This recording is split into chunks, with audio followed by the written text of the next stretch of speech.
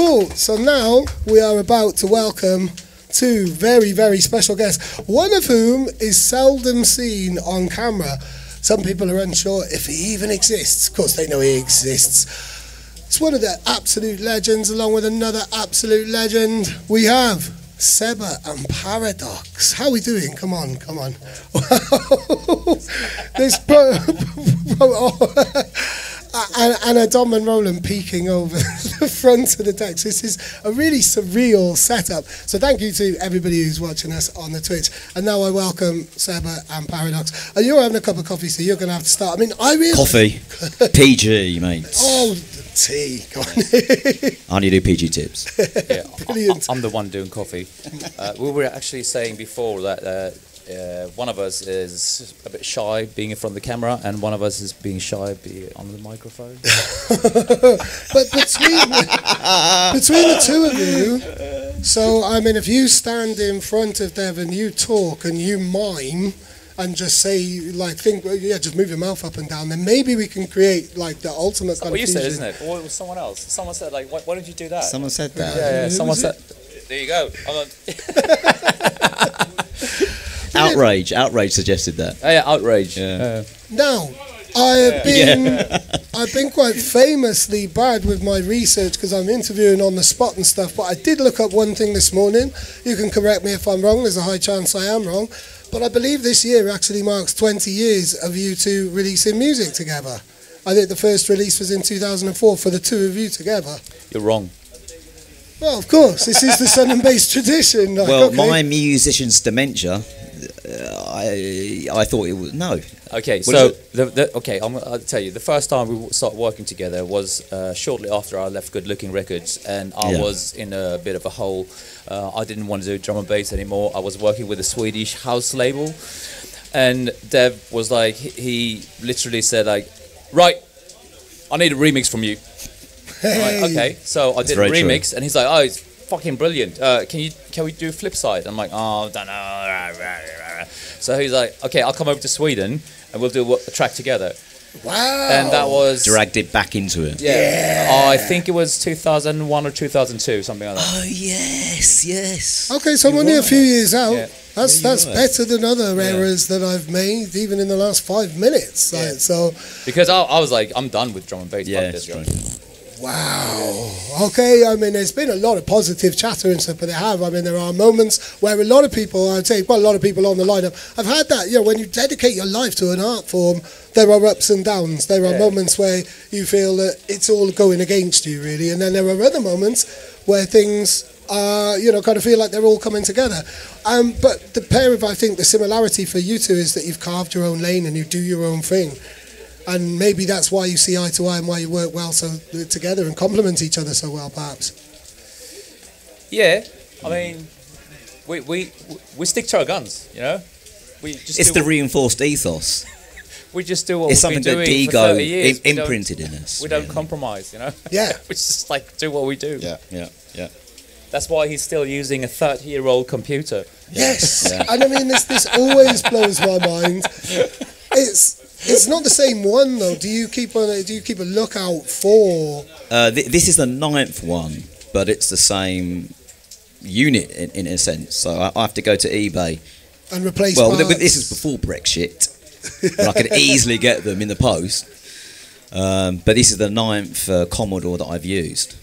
Wow. Full sequencing from the 90s. So big up Commodore for keeping my career alive, because even in Japan, some people come to see the Commodore. They don't come to see me. They want to see the QWERTY keyboard. That's what it is. That's the real truth. Whoa! So we actually had our first audience question there. That's brilliant. Why a Commodore then? Because I thought it was. The funny thing is, I've never been a gamer, and for some reason, I think it was the cheapest version at the time in the 90s. Come on through. This is a really weird I think it was the cheapest version in the 90s. I'm not sure, but the program that I use is it's a drum programmer's dream. Because I'll be completely honest, we're in 2024, and the sequences that Dom Roland and he uses are bloody retarded. Like when you're when you go out to a club and you listen to music, you know, you don't nod left to right listening to breaks. I do. You're up and down. You're up and down. No, I'm like this. And this is I'm like this. What are you talking about? I'm like this. my grooves come from the funk swing feel of nodding my head as well. So when I'm in his studio, I'm always, even a few months ago, I have to look sideways a bit to see the drum programming. I mean, is it Octamed then? Yeah. Is that the one that you use as well? Because when I see videos of that, I think, what the hell? I can understand the side scrolling. It's a different games, code. perhaps. It's a different code, but it's a breakbeat programmer's dream. The way I can get ideas by loops folding over things in real time. There's something that you can't do on a DAW. And even Marky said to me, "Oh, Dave, I'd love to just come into your studio just for an hour and watch you do all this." And I'm like, "Mate, you won't enjoy that. I can make you a cup of tea, but you won't enjoy that." But yeah, it's something that I've stuck with it. Sounds more that you can be spontaneous and you can kind of manipulate things as you're hearing them. So instead of kind of automating it, you're playing it more in a way. Look, I'm severely limited in what I can do compared to what Seba can do. When I was about to say that because like even though you can do things that I can't do, sometimes we sit in the studio and he was like, "What you just did in 15 minutes will take me 2 weeks." It's true, very true. Oh wow, very true. Okay, very true. So very much true. for the disparaging remark that you made about modern doors. But it's the different strokes, and it's what you want, that kind of. I guess it's the rawness, perhaps, or the intuitiveness, and what you always know. Completely. The my sound. Well, the funny thing is, when I come back on Seba's, I listen to what's coming out of my studio, and sometimes I feel a little bit too lo-fi as well when I come from his studio. But when it comes to the break side, it's this low bit rate is what I love, and is what is similar to my tracks, I think, and my drums, and it does cut through on a system. So it's that crunch, it's Yes. that graininess, it's that texture. Tomorrow night you'll be able to hear it because it's unprocessed, and I love it. No, I mean, you told me, we were chatting away last night in the gazebo at Amber Night, like your whole setup, because of the unique kind of tools that you're using, it comes with a whole other load of complications. And we were actually going to talk on the Friday, but that's your sound check day, and that could well take an entire day. I mean, last year Sun and Bass are complicated. notoriously bad for sticking to sound check times, so I have to make sure the whole afternoon is free in order to sort this out. And also because of the live, because you had problems with bass bins last year. Last year the bass bins were vibrating the gangway sockets, and it was just turning off. So I'm going back to my original position that I performed in 2017, I think. But they've bolted these tables and chairs to the floor. They have. So I've got I think no one will be able to see from the stage, but I might be performing with one leg up on a table. Down on one knee almost. for the whole set.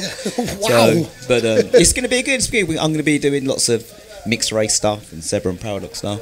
Go on, amazing. Yeah. Amazing. So you're going to do some mixed race stuff, and I was going to bring that up, because obviously we pay tribute a lot at Sun and Bass. We pay tribute a lot to all of the fallen soldiers, and mixed race, in case anybody didn't know, also involved Lecky as well, didn't it? Yes.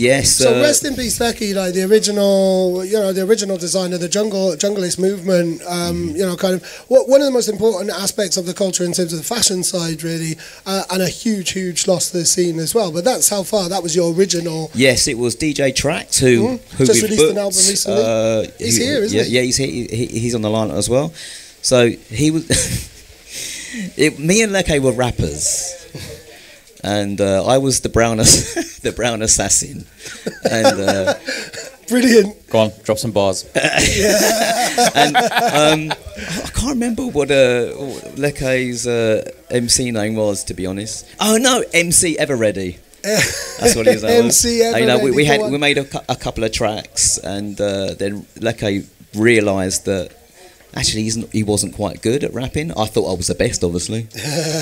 I'm born in August, so then he left. And he went on to do the junglist movement, and then me and Trax went on to Moving Shadow in 1991. and signed to Moving Shadow in 1991 and that's- started making hardcore. Yeah. Well, we thought it was hip hop music, to be honest, because it was 180 BPM. Wow. Yeah. Because we didn't have a BPM counter when Right. we were kids. So you just go in it again intuitively, really. Yep. That's kind of been the thing. I'd like to play a piece of music because then I want to talk about a really important project that you've both been involved in this year. Please, can you play a tune? I think you've just been lining up a tune, haven't you? Yeah. Yeah. Yeah, I do. I did. That works out. Oh, this is a nice one. Yeah. Tell us about this. Well, we've got the intro and people can hear us talking. Yeah, this is a classic Sun and Bass tune. I mean, we play this a lot at Sun and Bass. It's a track with Robert Monas called "Lie to Me," and Robert is not here this year, so we just want to fill in with Robert because he's missing out. Yeah, we're missing him. Big up Robert Manos, iconic voice across all of the genres as well. You know, lends himself to house music just as much as other kind of styles. Totally.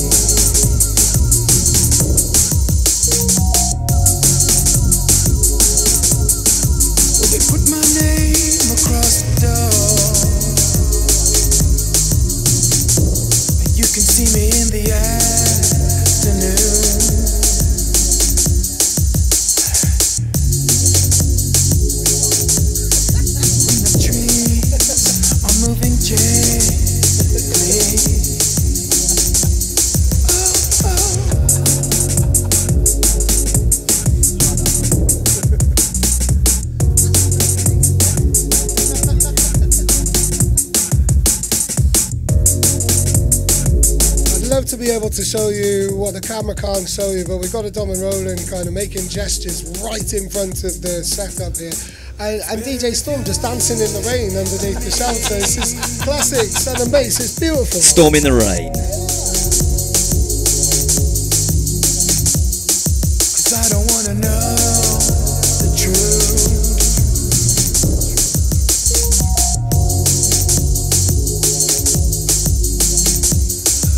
Better if you lie to me.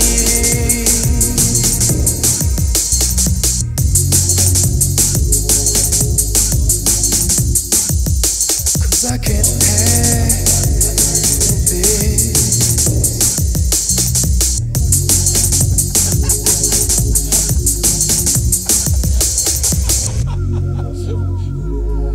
So in the interest of time, we are going to have to fade that out. Ah, right. Where's he off to? What's he doing? Are you picking a tune, or are you? He doesn't like being camera. He doesn't like. He's kind of sandwiched between us there. Come on, close though, because no. You're in shot completely with your PG tips. Yeah. Now, tell us about a really important project that you've been involved in Ukraine, because this has been a big thing for you guys this year, hasn't it? Yeah, we've been. What have we been doing? We've been doing a charity in Ukraine, in Kiev. It's just to support, what's going on over there. Yeah. So we've done it 2 years now. Yeah, 2 shows. Yeah. And what? So these are kind of concerts then? Yeah, it's sort of, I was going to say government funded, but it's not really. It's sort of a platform which is government funded, but it's. So they what they do really? Well, basically we're performing, and all the money goes to help rebuild children's hospital destroyed by the Russians. And we bring stuff like T-shirts or whatever, and they can put that on sale, or they even did an auction with my album, which I think it went for like €1,500. Yeah, I was yeah. like, Wow. I wish Yeah. I'd got that for every time I sell an album. You wouldn't be here chatting now. And in July, when we performed, halfway through our show, there was air raid sirens, and the music was halted. Wow. And hearing these, it's just surreal, to be honest. And in true Ukrainian fashion, about an hour it was, generators back up, music comes back on. I must Just say, amazing. The resilience we've of been it. both very, on our social medias, we've been very supportive to Ukraine. My wife is Ukrainian, so I've been posting a lot of things that's going on, just, for awareness, because there's a lot of thing that happens that you won't see in the news. And I'm just trying to share that, and obviously people that follow us in Ukraine, they really like that, and this is why we get involved in this as well. You've had recognition, like a kind of key to the city, or it's like there's a kind of totally. Yeah. I mean, we even got a diploma that is just like a letter of appreciation from this government-funded organization. Like, thank you for doing this and all that. So yeah. I think that's really important. I think this is what we're going to sign out on, really, is the power of music and the power of being able to, if there is a bit of a position, I'm quite outspoken about certain things in the UK. You mentioned Brexit, pardon my French, really, but, I think sometimes it's really important to use any type of elevation that we can to get a message out there, and it's a very kind of sensitive line, and some people believe that music should not involve politics, but I believe that if anything breaks down barriers and unites people, and we can share messages and share information and support each other, it's really important that we do. Well, people that think that music and politics doesn't mix together should stop listening to rap music and punk for a start. Yeah, and jungle, or there was a famous thing with Rage Against the Machine where somebody tweeted saying, like, can you leave politics out of it? It's like, which part of Rage Against the Machine, which machine did you think we were raging against then? The washing machine? Or something like that. It was Tom Morello tweeted that back. Of course it's the washing machine. It keeps breaking down all the time. It makes really annoying noises in the kitchen. It's doing my head in. Can't watch EastEnders. No, but it is really important, and I think that's where we're going to wrap up, because we are done with our 2 hours here. But also, on a kind of lighter note, because you also, in that type of community-minded way, one of my favourite things about you that I learned in an interview a while ago, and I'd always noticed at the end of records, you leave a clean loop at the end of lots of records for people to sample, or with certain records that you have done. And I think that's amazing, not holding on to things, but passing it on and spreading that and democratising it, really, and making it accessible. It was something that was engraved in me by Digo, to be honest. Go on. Coming through the reinforced ranks in the 90s. So he was like, look, Dev, let's keep the scene evolving.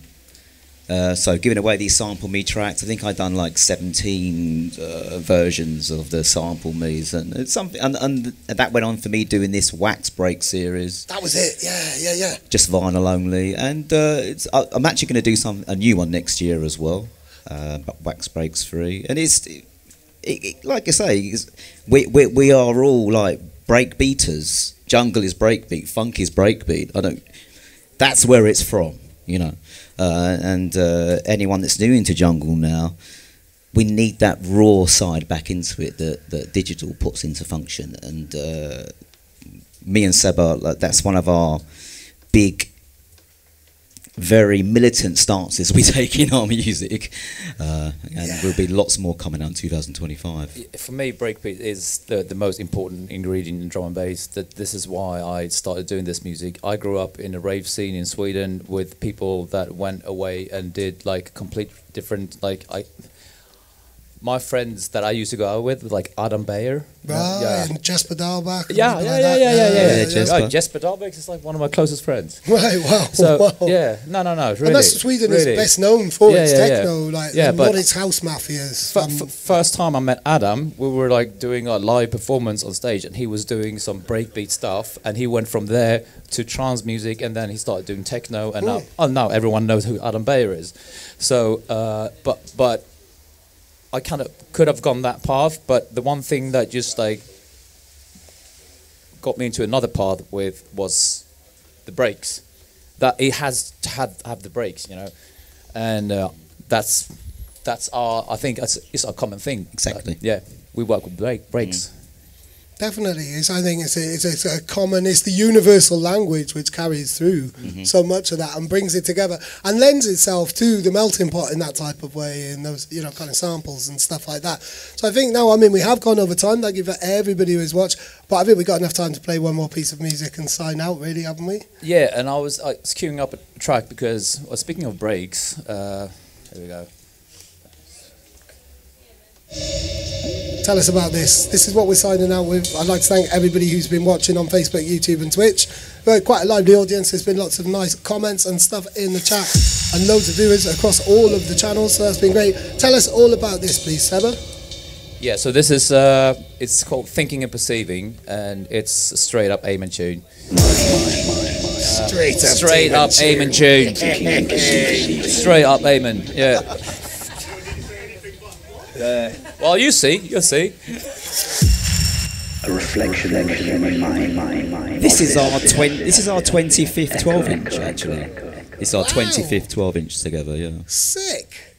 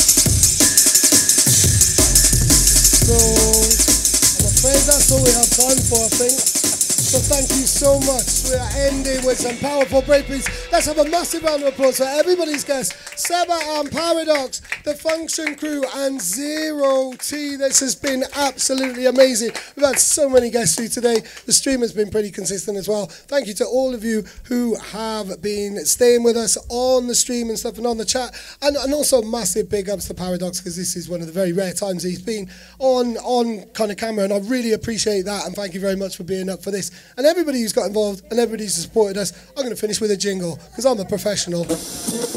You're in tune with the One More Thing Sun and Bass Social. Keep it locked.